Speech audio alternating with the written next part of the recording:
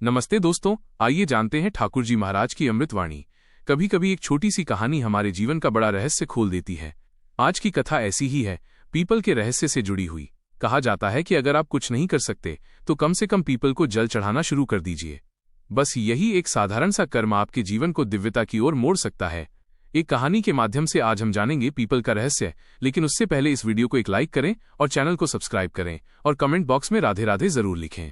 कहानी एक तपस्वी ब्राह्मण की है जो वन में रहते थे। उनके आश्रम में एक विशाल पीपल वृक्ष था। हर दिन वे श्रद्धा से उस वृक्ष को जल अर्पित करते, उसकी प्रदक्षिणा करते और नारायण का ध्यान करते। उनका एक ही नियम था, वृक्षों में जो सर्वोच्च है वही पीपल है और पीपल में स्वयं भगवान वास करते हैं। एक दिन यमराज के दूत भूलवश उस ब्राह्मण को ही मृत्यु के लिए ले आए। यमराज ने देखा तो बोले, अरे ये तो महान तपस्वी हैं, इनका समय तो अभी नहीं आया। दूतों ने क्षमा मांगी।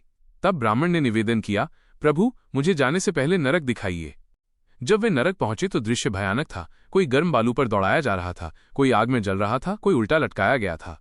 ब्राह्मण की आंखों से आंसू बह निकले। उन्होंने कहा, हे नारायण, यदि मैंने कभी सच्चे मन से आपकी पूजा की है तो इन दुखियों को मुक्त कर दीजिए। और तभी एक चमत्कार हुआ। ब्राह्मण के संकल्प मात्र से नरक के सभी पापी मुक्त हो गए। यमराज आश्चर्यचकित रह गए। भगवान विष्णु स्वयं प्रकट हुए और बोले, हे धर्मराज, ये साधारण ब्राह्मण नहीं, यह वो है जिसने नित्य पीपल की पूजा की है। वृक्षों में मैं स्वयं पीपल रूप में वास करता हूँ। इसके जल अर्पण से मैं तृप्त होता हूँ। परंतु कुछ पापी ऐसे भी थे जिनका उद्धार नहीं हुआ। भगवान ने कहा, ये वही हैं जिन्होंने पीपल काटा है।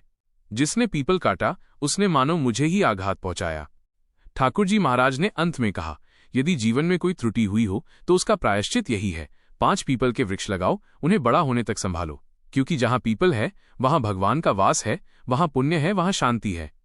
तो दोस्तों, आज से एक संकल्प लें, हर शनिवार पीपल को जल चढ़ाएं, दीपक जलाएं और कम से कम एक पीपल का वृक्ष लगाएं।